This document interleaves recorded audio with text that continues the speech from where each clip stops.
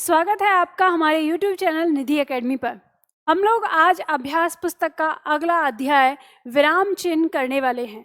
तो विराम चिन्ह आप सभी लोगों ने इसके बारे में पढ़ा होगा, यानी जहां हम सांस लेने के लिए रुकते हैं उसे वहां हम कुछ चिन्हों का प्रयोग करते हैं, उन्हें ही हम विराम चिन्ह कहते हैं। जब हम वाक्य बनाते हैं तो वहां हम विराम चिन्ह लगाते हैं। अब इसी से संबंधित प्रश्न हमारी परीक्षा में आते हैं, उन्हीं प्रश्नों में हम देखते हैं। तो ये प्रश्न हम कर रहे हैं अपनी अभ्यास पुस्तक से। आप लोग जानते हैं अभ्यास पुस्तक आपको कहाँ मिलेगी, तो आप अपने नज़दीकी बुक शॉप से इस पुस्तक को मंगवा सकते हैं, या हमारे दिए हुए नंबर पर आप कॉल कर सकते हैं, यहाँ से इसे मंगवा सकते हैं, या फिर आप स्वयं भी इसे ऑर्डर कर सकते हैं हमारे एप्लीकेशन पर जाकर। निधि एकेडमी एप्लीकेशन पर आप जा सकते हैं और वहाँ पाठ्य पुस्तक में जाएंगे तो ये बुक आपको वहाँ पर मिल जाएगी। इसी के साथ साथ मैंने आपको बताया है, आप में से जो छात्र हिंदी पढ़ना चाहते हैं और चाहते हैं कि मैम हम एक बार हिंदी पढ़ लेते हैं उसके बाद अभ्यास पुस्तक करेंगे, तो उन छात्रों के लिए इस समय स्पेशल ऑफर दिया हुआ है। कंप्लीट बैच जो आपका है इसमें आपको 335 में पूरा का पूरा बैच आपको दिया हुआ है, अगर आप यूपीएसआई की तैयारी कर रहे हैं। और इसके अलावा किसी और एग्जाम की तैयारी कर रहे हैं तो 350 में आपको पूरा का पूरा बैच दिया हुआ है। तो इससे ज़्यादा कम का ऑफर आपको फिर दोबारा नहीं मिल सकता, तो जल्दी करिए। चलिए हम लोग शुरू करते हैं अपनी क्लास। तो अभ्यास पुस्तक में हम लोगों को पढ़ना है आज विराम चिन्ह, और विराम चिन्ह का पहला सेट है हमारा, और उसमें हम पहला प्रश्न लेते हैं। प्रश्न दिया हुआ है हमारा, हम देखते हैं। पहला प्रश्न है, ऐसे दो वाक्यों के बीच में जिनका भाव एक दूसरे में निहित हो वहां किस विराम का प्रयोग किया जाता है? ऑप्शन आपको कह रहा है योजक चिन्ह, ऑप्शन कह रहा है उपविराम, ऑप्शन कह रहा है अल्प विराम और कोष्टक। तो जहां पर जिन दो वाक्यों के बीच में एक दूसरे, यानी जिन दोनों वाक्यों का भाव एक दूसरे में निहित होता है, तो उन दोनों वाक्यों के बीच में हम अल्प विराम का प्रयोग करते हैं, जिसे हम कोमा भी कहते हैं, और इसका चिन्ह इस प्रकार का होता है। तो हम इस चिन्ह का प्रयोग करते हैं दो वाक्यों के बीच में। अगला प्रश्न आता है प्रश्न संख्या 2।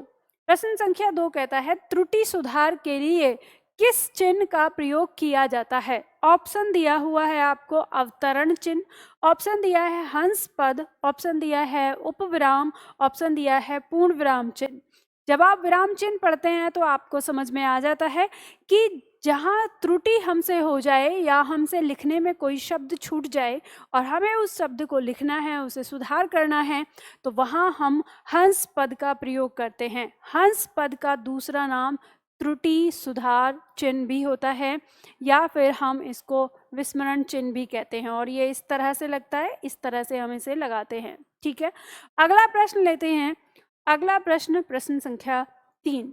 प्रश्न संख्या 3 कहता है, परिभाषाओं, प्रत्यक्ष कथनों, कहावतों इत्यादि को लिखते समय किस विराम का प्रयोग किया जाता है?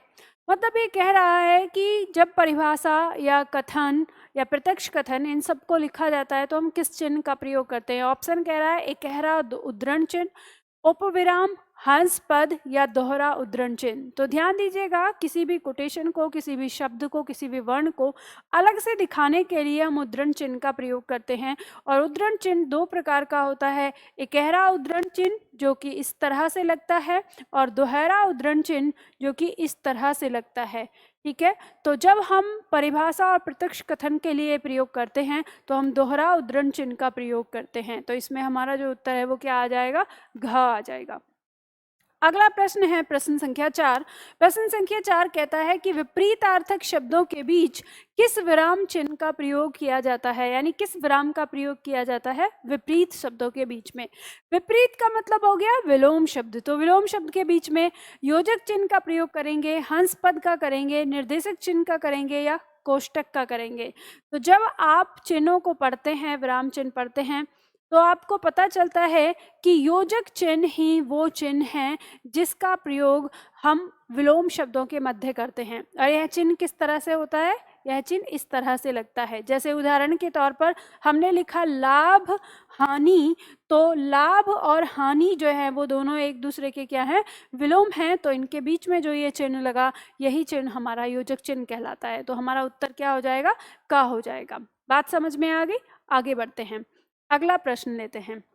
प्रश्न संख्या 5। प्रश्न संख्या 5 यहाँ पे आता है हमारा।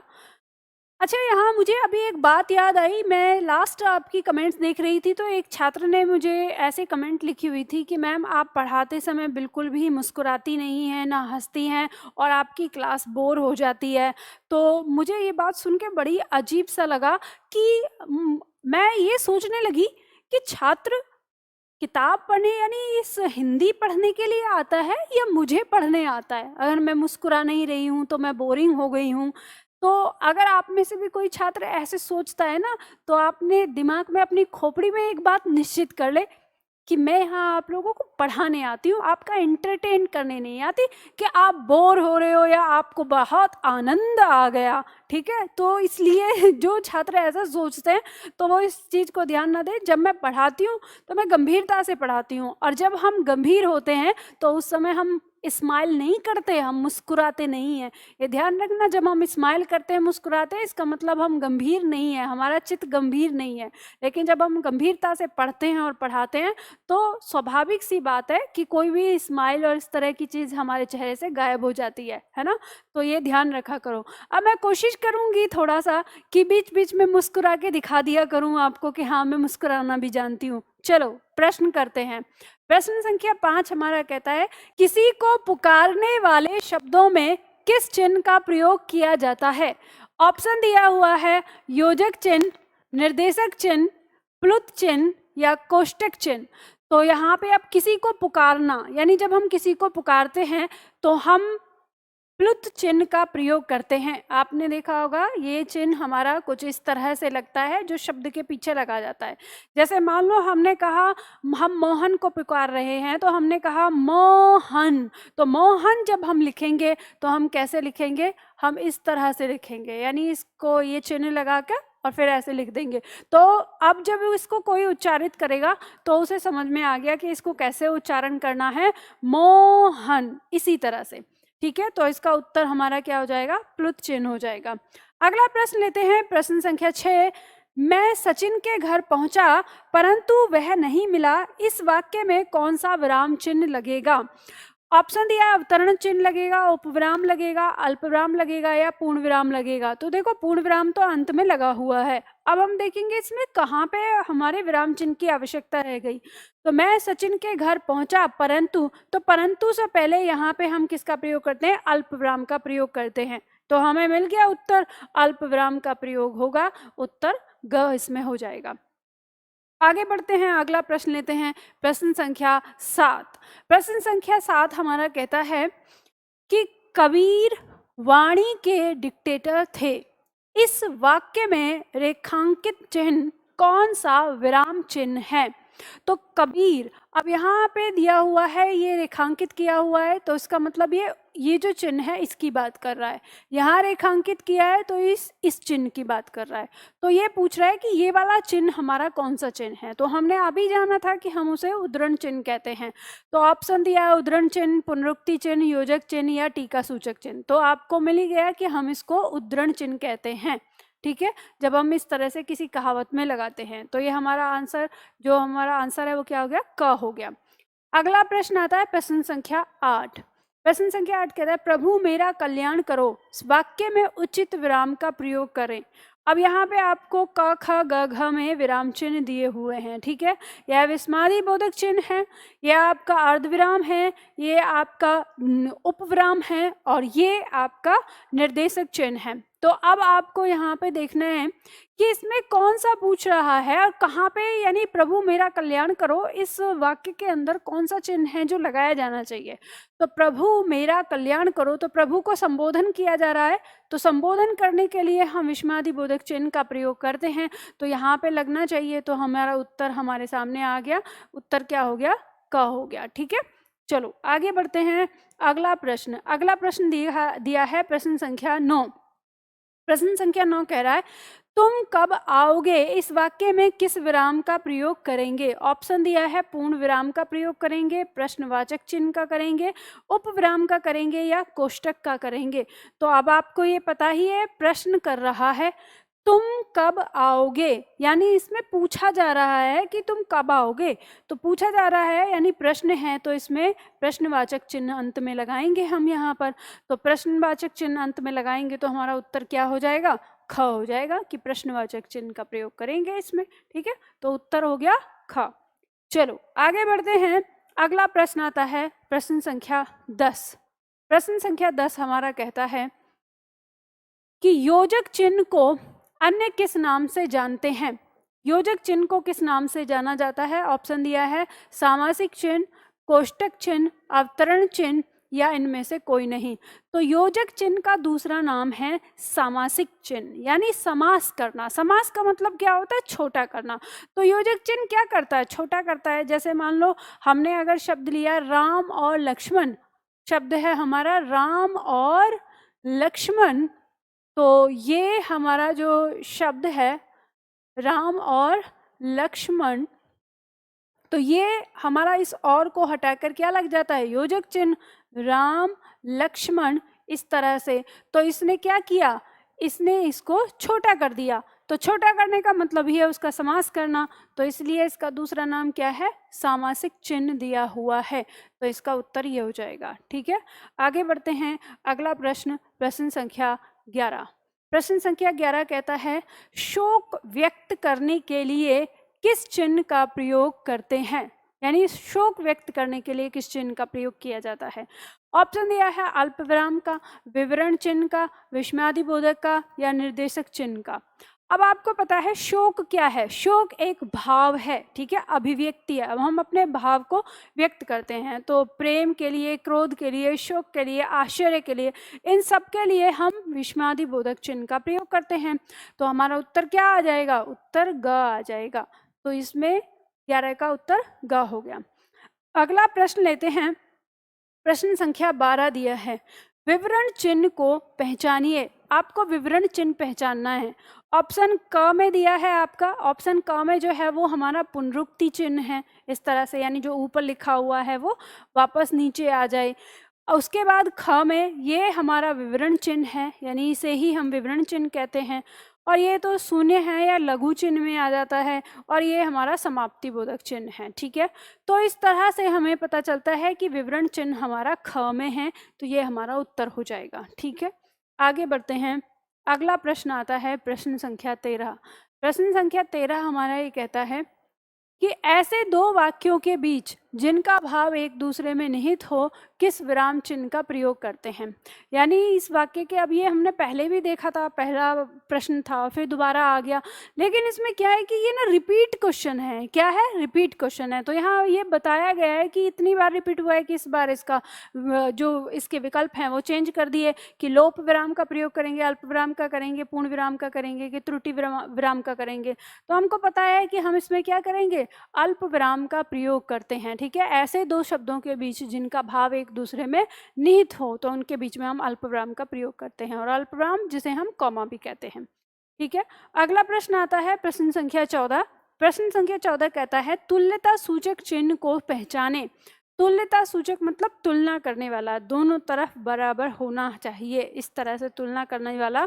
तो ना तो हमारा ये आएगा, ना हमारा ये आएगा। ठीक है, त्रुटिबोधक चिन्ह है, ये भी नहीं आएगा कोष्टक। और तुल्यता सूचक जिसे हम बराबर का चिन्ह कहते हैं, यही हमारा तुल्यता सूचक चिन्ह कहलाता है। यानी इसके इधर जो लिखा है और इधर जो लिखा है वो क्या है, बराबर होना चाहिए। ठीक है, तो ये हमारा उत्तर हो जाता है। चलिए आगे बढ़ते हैं। अगला प्रश्न दिया है हमारा प्रश्न संख्या 15। प्रश्न संख्या 15 कहता है हंस पद किस विराम का एक और नाम है, यानी हंस पद का दूसरा नाम बताना है। ऑप्शन दिया है लोप विराम, ऑप्शन दिया है अल्प विराम, ऑप्शन दिया है पूर्ण विराम, ऑप्शन दिया है त्रुटि विराम। अगर मैं आपने मेरी बातों को ध्यान से सुना है तो आपको ये प्रश्न का उत्तर पहले ही मिल गया होगा, क्योंकि मैंने इससे पहले जब ये हंस पद आया तभी बताया कि इसको त्रुटि विराम भी हम कहते हैं। ठीक है, या त्रुटि सुधार विराम कहते हैं, ये भी मैंने बताया। ठीक है, तो इसका उत्तर क्या हो गया, त्रुटि विराम। अगला आ जाता है प्रश्न संख्या 16। प्रश्न संख्या 16 कहता है कि रोहन, राजीव, राजा और वैभव अपने कार्यों में संलग्न हैं। इस वाक्य में उचित विराम चिन्ह है। तो इसमें हमें ये देखना है कि इसके अंदर कौन सा विराम चिन्ह लगेगा। ऑप्शन आपका क से लेकर घ तक दिया हुआ है, लेकिन अब वाक्य में पहचानिए कि क्या कहीं पर विराम चिन्ह लगने की संभावना है। तो हम देखते हैं, कह रहा है कि रोहन, उसके बाद यहाँ अल्पविराम आना चाहिए, राजीव अल्पविराम और राजा, ना रोहन, राजीव, राजा और वैभव। तो इन दोनों के बीच में क्या लगा है हमारा, यहाँ पर अल्पविराम लगना चाहिए। तो हमारा जो विकल्प है वो किस में है, वो घ में है। तो घ ही हमारा क्या हो जाएगा, उत्तर हो जाएगा कि यही विराम चिन्ह लगेगा। ठीक है, आगे बढ़ते हैं। अगला प्रश्न आता है प्रश्न संख्या 17। प्रश्न संख्या 17 हमारा कहता है कि वह जहाँ जाता है वहाँ बैठ जाता है। वाक्य में रेखांकित शब्द के स्थान पर निम्न में से किस विराम चिन्ह का प्रयोग होगा। यानी यहाँ पे रेखांकित शब्द क्या है, वहाँ। ठीक है, तो कह रहा है अल्प विराम का प्रयोग होगा, अर्धविराम का होगा, लाघव चिन्ह का होगा या विवरण चिन्ह का होगा। शब्द के स्थान पर लगने वाला कोई चिन्ह है तो वो है अल्पविराम। आपने जाना ही था जब अल्पविराम पढ़ते हैं कि अल्पविराम इतना ज़्यादा पावरफुल है कि ये कभी कभी शब्द के स्थान पर भी आ जाता है। तो यानी हम इस पूरे वहाँ को हटाकर यहाँ क्या लगा सकते हैं, अल्पविराम लगा सकते हैं। तो इस तरह से हमारा उत्तर क्या हो जाएगा, अल्पविराम हो जाएगा। तो हम इसको तब फिर अल्पविराम लगा के किस तरह से पढ़ेंगे कि वह जहाँ जाता है, थोड़ा सा ठहराव लेंगे, बैठ जाता है। तो इसमें वहाँ जो शब्द है वो विराम में छिप गया। ठीक, आगे बढ़ते हैं। अगला प्रश्न, प्रश्न संख्या 18। प्रश्न संख्या 18 कहता है माता पिता शब्दों के बीच लगने वाले चिन्ह को क्या कहते हैं। अब यहाँ पे दिया माता पिता शब्द जो है, इनके बीच में जो ये चिन्ह लगा हुआ है, ये वाला चिन्ह, इसको क्या कहते हैं। तो आपको पता ही है माता पिता क्या है, पूरक शब्द हैं, एक दूसरे के लिए जरूरी है। तो पूरक शब्दों के बीच में या विलोम शब्दों के बीच में हमारा जो चिन्ह लगता है वो योजक चिन्ह लगता है। तो यहाँ पे हमें देखेंगे ऑप्शन दिया है, निर्देशक चिन्ह कट गया, कोष्टक चिन्ह कट गया, अवतरण चिन्ह कट गया, योजक चिन्ह ही हमारा क्या है, उत्तर है। तो योजक चिन्ह लगता है, तो ये उत्तर आ जाएगा। आगे बढ़ते हैं, अगला प्रश्न लेते हैं, प्रश्न संख्या 19। प्रश्न संख्या 19 हमारा कहता है कि समाप्ति सूचक चिन्ह की पहचान करें। समाप्ति सूचक चिन्ह की पहचान करेंगे।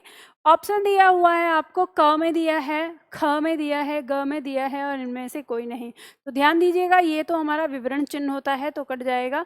ये हमारा अवतरण चिन्ह होता है, यानी जिसे हम उद्धरण चिन्ह भी कहते हैं, तो कट जाएगा। अब समाप्ति सूचक चिन्ह हमारा यही बचा। यानी अंत में जब हम किसी टॉपिक की समाप्ति करते हैं तो हम या तो 3x जैसा ये बनाते हैं, ये भी हमारा समाप्ति सूचक चिन्ह में आ जाता है।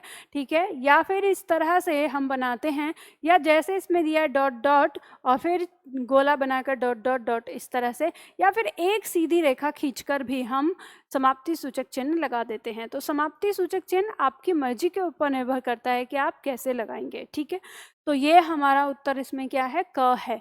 तो ये हमने विराम चिन्ह के प्रश्न यहाँ पे किए, और विराम चिन्ह से मैं उम्मीद करती हूँ कि आप सभी लोगों को समझ में आया होगा और आपने पढ़ा भी होगा। अगर आप लोगों को लगता है कि नहीं हमें और भी पढ़ना है, अभी हमने पढ़ा नहीं है या हमें इसलिए समझ में नहीं आता, तो आप मेरी क्लास ले सकते हैं। YouTube पर भी मैंने सारे टॉपिक आपके करवाए हुए हैं। आप अगर फ्री क्लास लेना चाहते हैं तो आप YouTube पर जाकर ले सकते हैं। YouTube पर आप जानते ही हैं मेरी 500 से भी ज़्यादा वीडियो हैं, और 500 से ज़्यादा आप ये अंदाज़ा लगा सकते हैं कि 500 से ज़्यादा वीडियो हैं, तो फिर आपका पूरा का पूरा हिंदी हो गया होगा। क्यों मैंने ऐसे बोला, क्योंकि आप ये जानते हैं कि मेरे चैनल पर सिर्फ और सिर्फ हिंदी पढ़ाई जाती है और इसके अलावा कोई और दूसरा सब्जेक्ट नहीं पढ़ाया जाता। तो पूरी 500 की 500 वीडियो जो हैं वो आपकी हिंदी के लिए हैं, और अगर आपने पूरी 500 में से अगर 400 वीडियो भी देख ली ना तो भी आपकी हिंदी कवर हो जाएगी। तो चलिए फिर आज के लिए इतना ही करते हैं, फिर मिलते हैं अगले वीडियो में अगले टॉपिक के साथ।